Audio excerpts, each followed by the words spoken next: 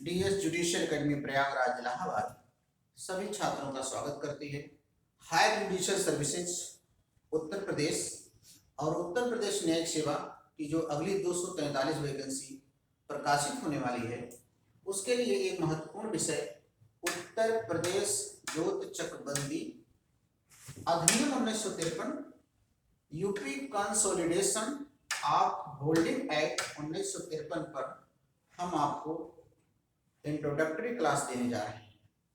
ये एक ऐसा महत्वपूर्ण एक्ट बनाया गया है जिस पर अगर आप थोड़ा सा ध्यान दे दें तो बहुत मेहनत करने की जरूरत नहीं है, पूरा एक्ट आपके कंट्रोल में आ जाएगा। इस एक्ट की क्या महत्वपूर्ण बातें, इसमें क्या अध्ययन किया गया है। 1950 में जब यूपीजेडे बनाया गया था तो यूपीजेडे बनने के बाद उस एक्ट में खेतों का काफी बिखराव था, चारों तरफ खेतें बिखरी थी, छोटी छोटी टुकड़ों में खेतें जोतें बटी हुई थी। कहीं एक खेत यहाँ था, कहीं दूसरा खेत वहां था, कहीं यहाँ था, कहीं वहां। और इसकी वजह से डिमार्केशन में, मेड़बंदी में काफी जमीनें चली गई थी।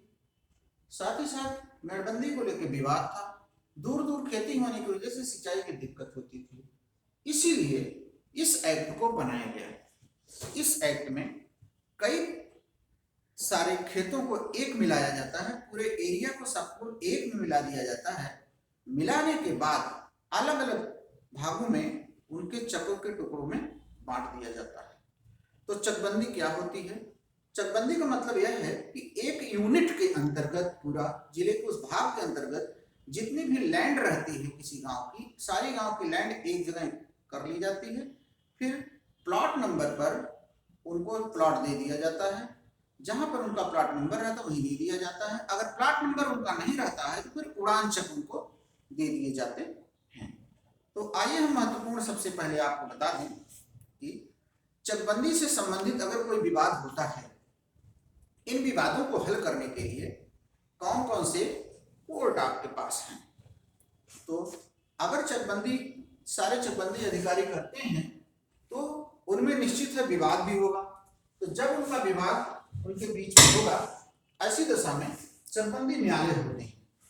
सबसे नीचे का न्यायालय है एसीओ, सबसे नीचे का न्यायालय है एसीओ, फिर दूसरा न्यायालय है सीओ, और तीसरा न्यायालय है एसओसी, और चौथा न्यायालय है डीडीसी। अर्थात एसीओ, सीओ, एसओसी और डीडीसी, ये चार प्रकार के न्यायालय हैं जो चकबंदी के विवादों का निपटारा करते हैं।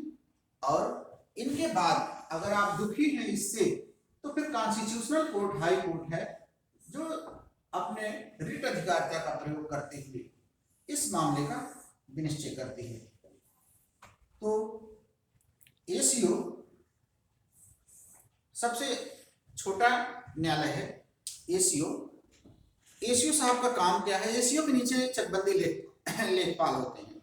एसीओ साहब को सेक्शन 7, 8 और 8A में ये चकों का निर्धारण करना, सिद्धांतों का विवरण तैयार करना, फिर अप्रूवल के लिए सीओ साहब के पास भेजना। तो एसीओ और सीओ मिलकर के चकबंदी का सेटलमेंट पूरा करते हैं, खेतों को बंटवारा करते हैं, आबादी का निर्धारण करते हैं, सिद्धांतों का विवरण बनाते हैं, और फिर अप्रूवल के लिए सीओ साहब के पास भेजा जाता है। कंसोलिडेशन ऑफिसर सीओ होते हैं। अगर इनके आदेश से कोई दुखित है तो अपील में एसओसी अर्थात सेटलमेंट ऑफिसर ऑफ कंसोलिडेशन के पास भेजा जाता है। और अपील से भी अगर आप काफी दुखी हैं तो फिर एसओसी रिविजनल कोर्ट के पास आपका मैटर चला जाता है।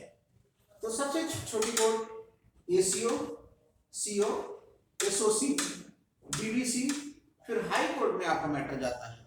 अगर डीडीसी भी अपने रिवीजन आर्डर में कोई डिफिकल्ट टेक्निकलिटी पैदा कर लिए हैं, उसमें कोई इरेगुलरिटी है, तो हाई कोर्ट के समक्ष आप चैलेंज कर सकते हैं, अपनी बात रख सकते हैं।